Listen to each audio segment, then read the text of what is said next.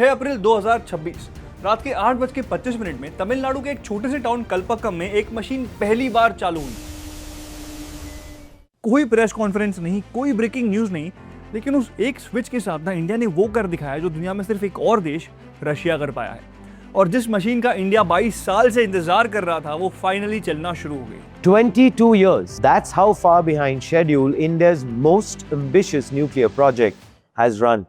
Markets में जब लोग किसी चीज से भाग रहे हो ना, तो स्मार्ट पैसा वही चलना शुरू होता है, और न्यूक्लियर के साथ भी यही हो रहा है। जर्मनी अपने रिएक्टर्स बंद कर चुका है, ताइवान ने अपना आखिरी न्यूक्लियर रिएक्टर 2025 में स्विच ऑफ कर दिया है। आधी दुनिया न्यूक्लियर को एक महंगा पुराना एक्सपेरिमेंट मानकर छोड़ रही है, लेकिन ठीक उसी वक्त इंडिया की सबसे बड़ी प्राइवेट कैपिटल कंपनीज इसी पुरानी टेक्नोलॉजी में इन्वेस्ट करना चाहती हैं। परमाणु ऊर्जा क्षेत्र में 6.5 लाख करोड़ का निवेश हासिल करने के लिए 4 कंपनियों के साथ समझौते किए हैं। तो अब सवाल ये है कि हमने ऐसा क्या देखा जो बाकी दुनिया मिस कर रही है।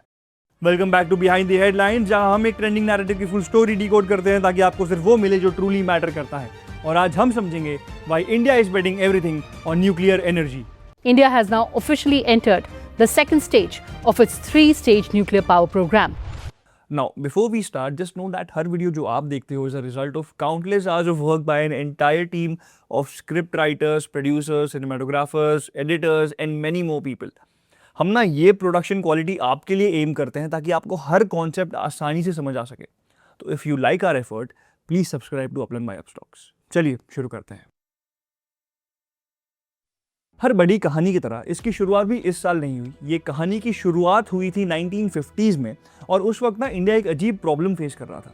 इलेक्ट्रिसिटी हमें चाहिए थी, लेकिन फ्यूल नहीं था। और जब फ्यूल ही कम हो तो देश के पास ना 2 ऑप्शन होते हैं, या तो हर बार आप फ्यूल बाहर से खरीदो, या एक ऐसा सिस्टम बनाओ जहां फ्यूल खुद देश के अंदर बनता रहे।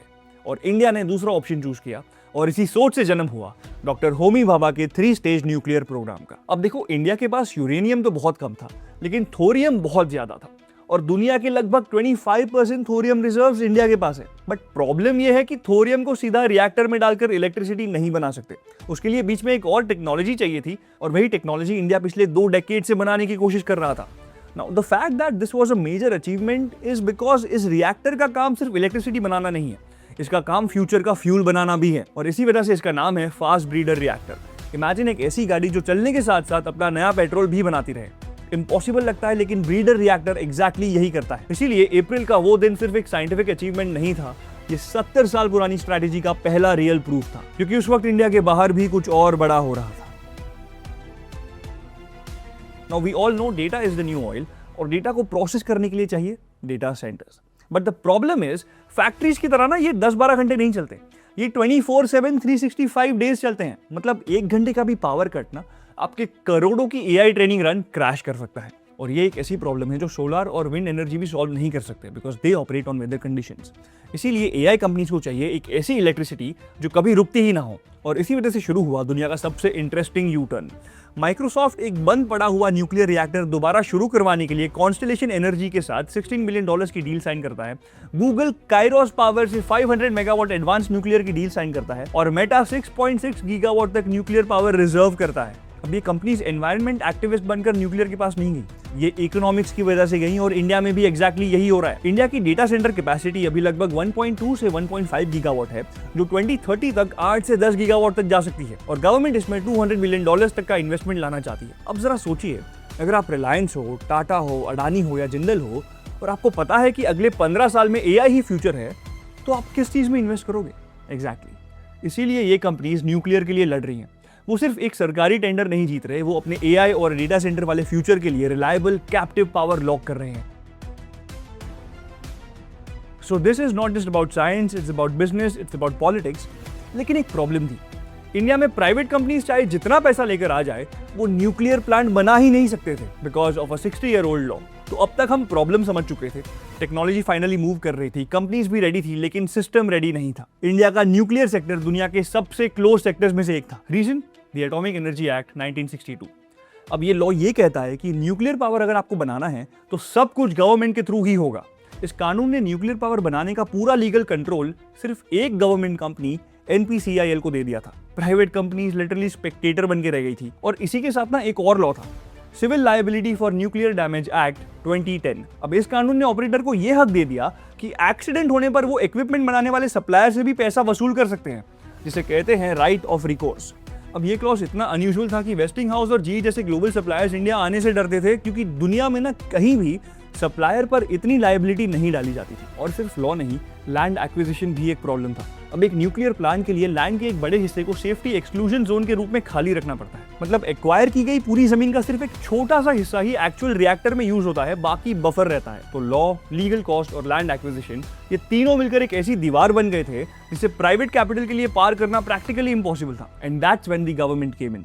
2025 में गवर्नमेंट ने रूल्स ही बदल दिए and they brought in the Shanti Act. The Sustainable Harnessing and Advancement of Nuclear Energy for Transforming India Bill 2025. ये सिर्फ एक नया लॉ नहीं था, ये एक सिग्नल था कि इंडिया अब न्यूक्लियर को सिर्फ गवर्नमेंट प्रोजेक्ट की तरह नहीं देख रहा है, बल्कि एक स्ट्रेटेजिक इंडस्ट्री की तरह देख रहा है। प्राइवेट कंपनीज को एंट्री मिली, ओनरशिप रूल्स बदले गए, लायबिलिटी फ्रेमवर्क सिंप्लीफाई हुआ और इंपोर्ट्स को भी ईजियर बनाया गया। एक साल के अंदर 3 बड़े रिफॉर्म्स और अचानक रिलायंस, टाटा, अडानी, जिंदाल सब न्यूक्लियर की रेस में दिखने लगे। लेकिन सिर्फ कानून बदलने से ना हिस्ट्री नहीं बदलती। इंडिया ने पहले भी एम्बिशियस न्यूक्लियर टारगेट्स अनाउंस किए थे, फिर भी प्रोजेक्ट सालों तक डिले होते रहे और उसकी सबसे बड़ी वजह थी ना टेक्नोलॉजी ना पैसा।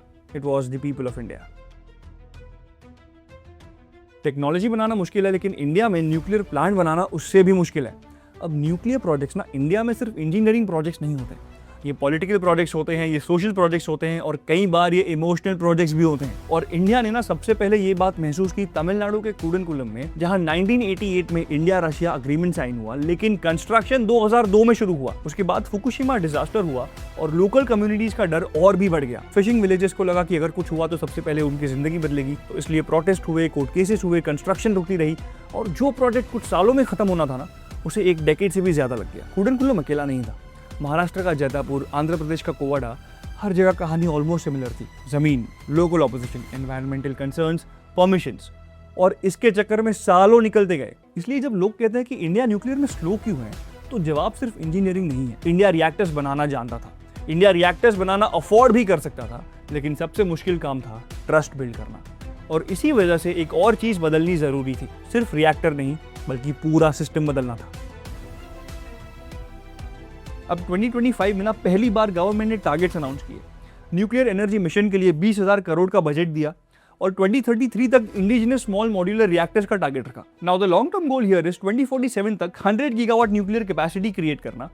अब ये मार्केट को दिया गया एक सिग्नल था कि इंडिया सीरियस है। और फिर फरवरी 2026 के बजट में न्यूक्लियर इक्विपमेंट इंपोर्ट्स पर लगने वाली कस्टम्स ड्यूटी को गवर्नमेंट ने 7.5% से 0 कर दिया और ये छूट 2035 तक एक्सटेंड कर दी गई है सभी कैपेसिटी के प्लांट्स के लिए।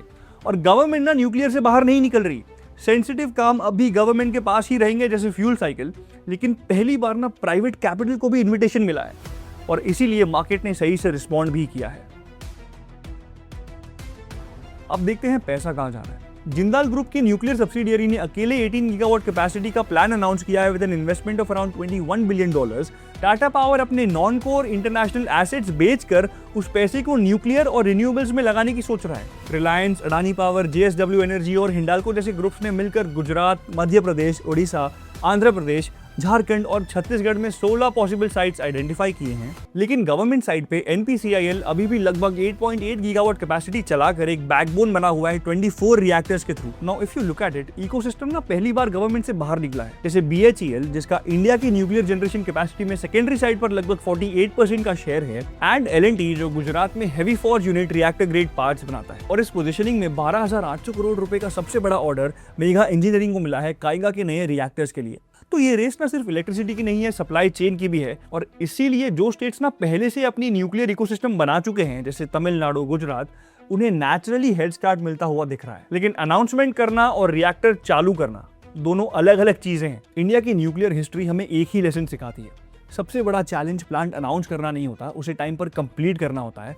और यहीं पे ना सबसे इंपॉर्टेंट सवाल आता है कि क्या हमारा ये न्यूक्लियर बेट एक्चुअली स्मार्ट है? So are we making the right bet? देखो, फ्रांस ना अपनी 68 to 70% इलेक्ट्रिसिटी न्यूक्लियर से बनाता है, लेकिन ये कंपैरिजन थोड़ा अनफेयर है क्योंकि फ्रांस की पॉपुलेशन 7 करोड़ से कम है और हमारी पॉपुलेशन 140 करोड़ से ज्यादा है। और 2047 में 100 गीगावाट के बाद भी न्यूक्लियर इलेक्ट्रिसिटी इंडिया की टोटल मिक्स का एक छोटा लेकिन क्रिटिकल हिस्सा रहेगा, and that is because of the rising demand. Now the second thing here is cost. Nuclear electricity ना इंडिया की सबसे सस्ती बिजली नहीं है। सोलर लगभग 2.5 रुपीज़ पर यूनिट मिल जाता है, जबकि न्यू न्यूक्लियर इसकी कंपैरिजन में थोड़ा एक्सपेंसिव है। तो nuclear is not about being the cheapest, it is about being a climate proof option that is available 24/7। ये सोलर का कंपटीटर नहीं, उसका पार्टनर है उन जगहों के लिए जहां बिजली कभी रुक नहीं सकती, जैसे AI, सेमीकंडक्टर्स और हेवी इंडस्ट्री। और तीसरा है दी चाइना एंगल। चाइना के पास आज लगभग 37 रिएक्टर्स अंडर कंस्ट्रक्शन है और हमारे पास सिर्फ 6। दुनिया का आधे से ज्यादा न्यूक्लियर कंस्ट्रक्शन अकेले चाइना में हो रहा है। मतलब इस रेस में इंडिया लेट कमर है और हम कैचअप कर रहे हैं। पहला रिस्क एग्जीक्यूशन। कूडनकुलम प्लान हुआ था 6000 मेगावाट का, लेकिन 25 साल से ज्यादा के बाद भी सिर्फ 2000 मेगावाट ऑपरेशनल है। और उसी प्रोजेक्ट की कॉस्ट इनिशियली 13,171 करोड़ रुपीस थी, जो 2014 में बढ़ के 22,462 करोड़ रुपीस हो गई। But then if you look at it, France का फ्लैमनविल रिएक्टर भी सालों तक लेट हुआ, बिलियंस ओवर बजट गया। मतलब ये सिर्फ इंडिया की प्रॉब्लम नहीं है, न्यूक्लियर प्रोजेक्ट्स हर जगह डिफिकल्ट होते हैं। The second risk is uranium cost, जो ऑलरेडी 2026 में बढ़ चुका है और कुछ एनालिस्ट का ये कहना है कि और ऊपर जा सकता है। तीसरा रिस्क वही पुराना लैंड और ट्रस्ट का इश्यू है। अब जब प्राइवेट कंपनीज खुद लैंड एक्विजिशन का रिस्क लेंगी, तो कूडनकुलम या जैतापुर वाला रेजिस्टेंस नए साइट्स पर भी रिपीट हो सकता है। और चौथा रिस्क है एनवायरमेंट। एक पीयर रिव्यूड 20 साल की स्टडी ने इंडिया के 7 ऑपरेशनल न्यूक्लियर प्लांट्स के आसपास रेडिएशन चेक की और पाया कि वो सेफ्टी लिमिट्स के काफी नीचे हैं। मतलब रिएक्टर खुद ऑपरेट करते वक्त सेफ है, लेकिन प्रॉब्लम रिएक्टर से पहले शुरू होती है यूरेनियम माइनिंग से। झारखंड में इंडिया का सबसे पुराना यूरेनियम ऑपरेशन है, जहां हवा, पानी और मिट्टी में रेडिएशन कंटैमिनेशन पाया गया और ट्राइबल कम्युनिटीज में हेल्थ प्रॉब्लम्स भी देखे गए हैं। तो आज की स्टोरी के 3 टेकअवेज हैं। पहला, इंडिया न्यूक्लियर इसलिए पुश कर रहा है क्योंकि AI, डेटा सेंटर, सेमीकंडक्टर्स और हेवी इंडस्ट्रीज को 24/7 रिलायबल पावर चाहिए और उसके बिना फ्यूचर इकोनॉमी नहीं चल सकती। दूसरा, ये कहानी सिर्फ साइंस की नहीं है, ये पॉलिसी की है, बिजनेस की है और पेशेंस की भी है। एक प्लान जो 1950s में बना था, उसका रिजल्ट इंडिया को 2026 में दिखना शुरू हुआ है। और तीसरी बात यह है कि न्यूक्लियर का सक्सेस रिएक्टर बनाने से डिसाइड नहीं होगा, एग्जीक्यूशन से होगा। अगर इंडिया प्रोजेक्ट्स टाइम पर कंप्लीट कर पाया, कॉस्ट कंट्रोल कर पाया और पब्लिक ट्रस्ट बना पाया, तो ये 70 साल पुराना दावना शायद सही साबित हो सकता है। और अगर नहीं, तो ये एक और एम्बिशियस प्रोजेक्ट बनकर ही रह जाएगा। Well, that's it for today's episode of behind the headlines. अगर आप ऐसे ही इंडिया रिलेवेंट ब्रेकडाउन्स देखना चाहते हो, then subscribe to Uplan by Upstox. We'll be back with another story that's shaping your world. Till then, stay sharp.